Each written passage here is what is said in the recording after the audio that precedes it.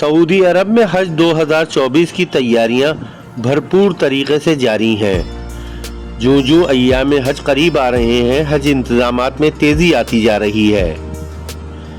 चंद दिन पहले बैतुल्लाह शरीफ, जहां लाखों लोग दिन और रात तवाफ़े काबा में मसरूफ नजर आते थे, अब वहां सिर्फ मक्के के रिहायशी ही ये सआदत हासिल कर सकते हैं। मुमलिकत और बैरून मुमलिकत से तमाम उम्रा ज़ायरीन को मक्के से निकल जाने का पहले ही हुक्म दिया जा चुका है और इस मकसद के लिए 1 मई की आखिरी डेडलाइन भी मुकर्रर की गई थी, जिस पर अमल दरामद किया जा चुका है।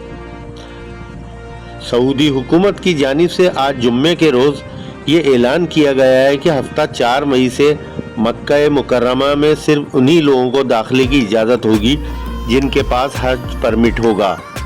बगैर परमिट मक्के में दाखिल होने की कोशिश करने वालों को सख्त कानूनी कार्रवाई का सामना करना पड़ सकता है।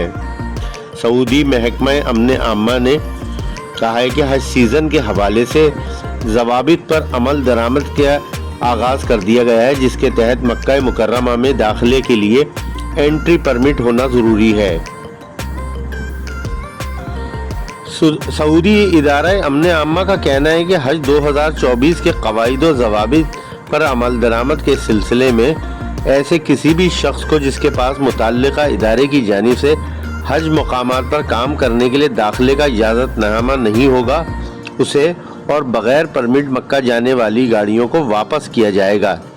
ऐसे अफराद जिनके पास मक्का से जारी करदा अकामा, उम्रा परमिट या हज परमिट होगा तो वो इससे मुस्तस्ना होंगे।